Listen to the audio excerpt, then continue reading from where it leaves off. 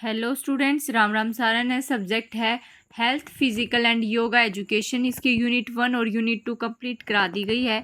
जिसने नहीं देखी है वो देख लो। इस वीडियो में सारे शॉर्ट क्वेश्चंस की एक ही वीडियो में सारे शॉर्ट क्वेश्चंस करवाए गए हैं। आप अपनी यूनिवर्सिटी के अकॉर्डिंग, सिलेबस के अकॉर्डिंग टॉपिक करना। बाकी ये इन यूनिवर्सिटी के लिए मोस्ट इंपॉर्टेंट क्वेश्चंस हैं। ठीक है, तो हम क्वेश्चन स्टार्ट करते हैं। सबसे पहले है काज ऑफ पुअर पोस्चर। जो खराब मुद्रा, मतलब आप जैसे एक सीधे होके बैठना, एक टेढ़े होके बैठना, मतलब एक पुअर पोस्चर में बैठते हो, उसके कारण क्या है ये बताना है। इसके रीजंस हैं। सबसे पहला है लंबे समय तक बैठे रहना। लंबे समय तक डेस्क पर या कंप्यूटर के सामने बैठने से मुख्य मांसपेशियां कमजोर हो सकती हैं और खराब मुद्रा को बढ़ावा मिल सकता है। फिर है अनुचित एग्रोनॉमिक्स। इसका है सही ढंग से स्थापित न किए गए कार्यस्थल, जैसे डेस्क की गलत ऊंचाई, कुर्सी की गलत ऊंचाई या मॉनिटर का गलत स्थान शरीर को अप्राकृतिक स्थिति में डाल सकते हैं। ये हेडिंग है भाई, इसके अंदर आप एक्सप्लेन करके लिखाना। मांसपेशी असंतुलन। ये जब अब अगर किसी की मांसपेशियां कमजोर हैं भाई, तो वो ऑटोमेटिकली जो है पुअर पोस्चर में बैठेगा। अधिक वजन और मोटापा है जिसके, जो बहुत ज़्यादा वजन है जिसका, वो भी पुअर पोस्चर उसमें बैठेगा। फिर है दोहराए जाने वाली गति, जैसे टाइपिंग, माउस का उपयोग बहुत ज़्यादा कर रहे हैं, ठीक है, कंप्यूटर पे बैठे ही रहते हैं, तो वो भी इस उसमें आ जाते हैं। फिर है मनोवैज्ञानिक कारक। मनोवैज्ञानिक साइकोलॉजिस्ट कारक भाई, किसी की हो सकता है बचपन से कोई दिक्कत हो कुछ बॉडी में, ठीक है, या फिर स्ट्रेस हो उसकी लाइफ में, स्ट्रेस वगैरह से भी ये सब रीजंस हो सकते हैं। ठीक है, यहाँ पे ये क्वेश्चन कंप्लीट होता है। नेक्स्ट क्वेश्चन है बैलेंस्ड डाइट क्या है। इस पे शॉर्ट नोट लिखने आएंगे आपके। तो बैलेंस्ड डाइट होता है, देखो, बहुत सारे जैसे पौष्टिक आहार हैं जो हमारे लिए इम्पोर्टेंट है, उनको बराबर मात्रा में जब हम लेते हैं ना, जो हमारी बॉडी की कार्बोहाइड्रेट, प्रोटीन, विटामिन सब की पूर्ति कर देते हैं, उसी को क्या कहते हैं, बैलेंस्ड डाइट। ना बहुत ज़्यादा खा रहे हो आप, ना बहुत ज़्यादा कम, मतलब एक बैलेंस बना के खा रहे हो। संतुलित आहार एक आहार पैटर्न है जो शरीर की पोषण संबंधी आवश्यकताओं को पूरा करने के लिए विशिष्ट मात्रा में विभिन्न खाद्य समूहों को जोड़ता है। ठीक है, उदाहरण है, संतुलित नाश्ते में जामुन और मेवे के साथ दलिए का एक कटोरा शामिल हो सकता है, जो क्रमशः कार्बोहाइड्रेट, प्रोटीन और वसा का स्रोत है। जैसे दोपहर के भोजन में ग्रिल्ड चिकन या मछली के साथ उबली हुई सब्जियां और ब्राउन राइस शामिल हो सकते हैं, जो प्रोटीन, फाइबर और कार्बोहाइड्रेट प्रदान करते हैं। बस कहने का मतलब यही है कि भाई आप अपना ऐसे, ये नहीं है कि फास्ट फूड पे ही जोर दे दिया या फिर खाने में बस आटे पे ही जोर दे दिया। हर चीज़ आपकी लाइफ के लिए इम्पोर्टेंट है। जैसे मीठा खाना, ये भी इम्पोर्टेंट है। अगर आप ये नहीं खाओगे तो इससे भी बॉडी में कुछ ना कुछ कमी आ जाती है। और स्पाइसी खाना भी ज़रूरी है। तो ऐसा नहीं है कि एक चीज़ पे जोर दिया जाए, ठीक है ना, मतलब बैलेंस बना के खाना है आपको हर चीज़। फिर है इसकी इम्पोर्टेंस, ये अलग क्वेश्चन आ जाता है कि इम्पोर्टेंस क्या है ऑफ बैलेंस डाइट की। ये हेडिंग लिखी हुई है, आप इसके अंदर थोड़ा थोड़ा एक्सप्लेन करके आ जाना। ठीक है, पहला है आवश्यक पोषक तत्व प्रदान करता है। जो बैलेंस डाइट से क्या होता है कि जो भी आपकी बॉडी के लिए इम्पोर्टेंट न्यूट्रिशंस हैं उनकी आपकी पूर्ति हो जाती है, जिससे आप बीमारियों से बच जाते हो और शरीर में किसी चीज़ की कमी नहीं होती। स्वस्थ वजन बनाए रखता है। हेल्दी फूड खाओगे तो फिर क्या होगा, आपका ज़्यादा वजन भी नहीं होगा ना ज़्यादा कम होगा, इससे एक बैलेंस बना रहता है बॉडी में। दीर्घकालिक बीमारियों का जोखिम कम रहता है, जो आजकल वही हार्ट फेल वगैरह जो भी बहुत सारी बीमारियां चली हुई हैं, तो अगर आप बैलेंस डाइट में अच्छा फूड खा रहे हो तो क्या होएगा, आप बीमारियों से बच पाओगे। ठीक है, ऊर्जा के स्तर और मनोदशा में सुधार।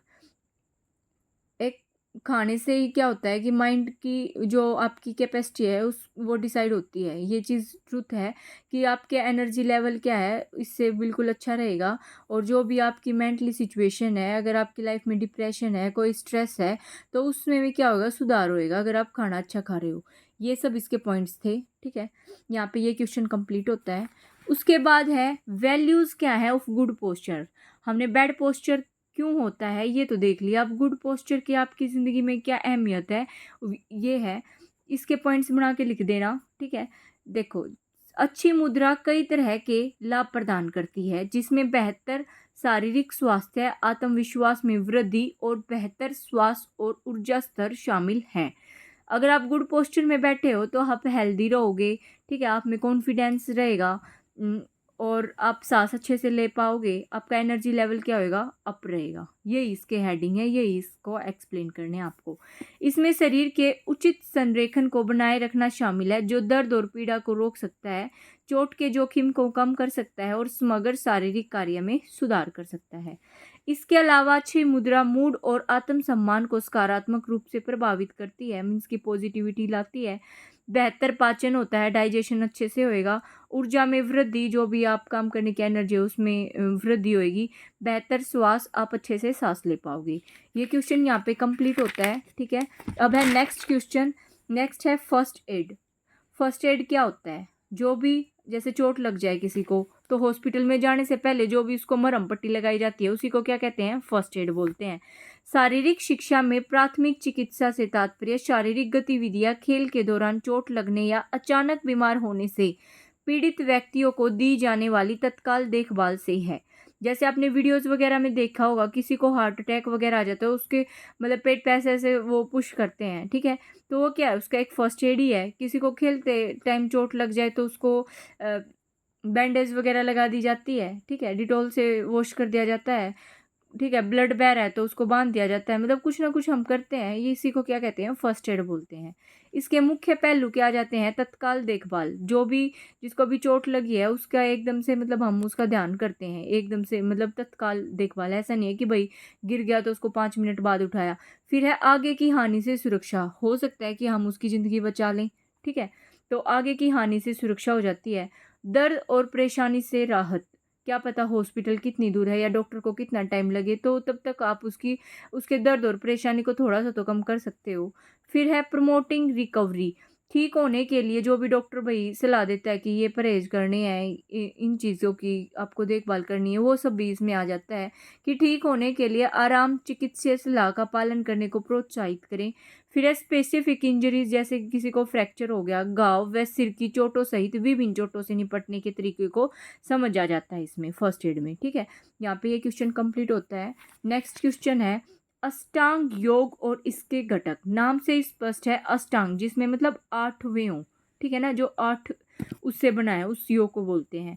अष्टांग योग क्या है? प्राचीन भारतीय दर्शन में निहित योग की एक गतिशील शैली है, जो सांस मतलब प्राणायाम होता है हमारा, और केंद्रिक टकटकी दृष्टि से जुड़े आसनों के संरचित अनुक्रम पर जोर देती है। यह एक कठोर अभ्यास है जिससे शारीरिक, मानसिक और आध्यात्मिक लाभ हो सकते हैं, ठीक है। ये बहुत ही इंपॉर्टेंट योग है भाई, ठीक है, और बहुत ही फायदेमंद भी होता है। तो इसके स्टेप्स होते हैं ये 8, इसमें वो आ जाते हैं।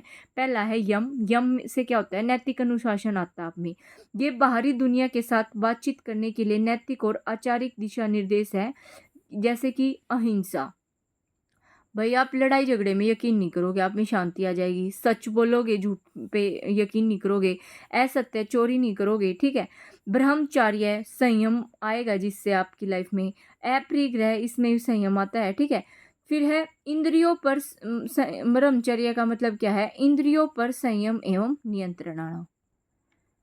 फिर अष्टांग का सेकंड पार्ट है नियम, व्यक्तिगत पालन। ये आंतरिक मतलब इसमें इंटरनली की बात आ जाती है। शुद्धता और मतलब जो हम अपने खुद के लिए हाइजीनिक रह सकते हैं, खुद की साफ सफाई रख सकते हैं, ठीक है ना। ये आंतरिक शुद्धता और आध्यात्मिक विकास के लिए व्यक्तिगत अनुशासन है। सोच, स्वच्छता मीन्स की टॉयलेट वगैरह की साफ सफाई रखना। संतोष, आपकी लाइफ में शांति आएगी इससे, ठीक है। तप, अनुशासन, डिसिप्लिन सीखोगे आप इससे। सब अध्ययन, मतलब खुद के बारे में जानने की जिज्ञासा होगी। थर्ड है आसन, शारीरिक मुद्राएं, जिसमें बहुत सारे ऐसे पोस्चर्स होते हैं जिससे क्या होएगा, आपको अपनी सांस पे कैसे कंट्रोल करना है। सांस मीन्स की आपको आपकी ब्रीथिंग पे कैसे कंट्रोल करना है, ठीक है ना। बहुत सारे पोस्चर्स आ जाते हैं, ठीक है, जिससे आपको रिलैक्स फील हो। फिर है प्राणायाम, जो श्वास नियंत्रण होता है, जो जिसमें हम सांस पे कैसे नियंत्रण करते हैं, अपनी ब्रीथिंग पे कैसे एक बार उसको अंदर लेते हैं, एक बार बाहर निकालते हैं, ठीक है। फिर है प्रत्याहार, इंद्रियों का वश में होना। आप अपनी इंद्रियों को वश में कर लेते हो, जिससे आपका मन क्या है, कहीं कहीं नहीं जाएगा, एक जगह, मतलब आप में एकाग्रता आ जाएगी, जो कि अगला ही पॉइंट है।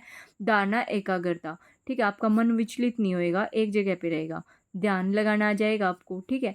समाधि, अवशोषण या ज्ञानोदय। समाधि मतलब एक रिलैक्स पोजीशन होती है, ठीक है। यह योग की परम अवस्था है जिसमें गहन तल्लीनता आनंद व व्यक्तिगत चेतना का सार्वभौमिक चेतना के साथ विलय होता है। आपने देखा भी होगा समाधि पे, मतलब बिल्कुल रिलैक्स पोजीशन में बैठना। ठीक है, ये था आपका अष्टांग और इसके घटक थे। ठीक है, ये जो मेन हेडिंग है, इसके अंदर जो मैंने बताया उसको एक्सप्लेन कर देना। ठीक है, अगर नहीं समझ आया तो कोई पॉइंट तो आप कमेंट कर देना। आपका ये सब्जेक्ट यहाँ पे कवर होता है। Thank you so much, all the best for your exam.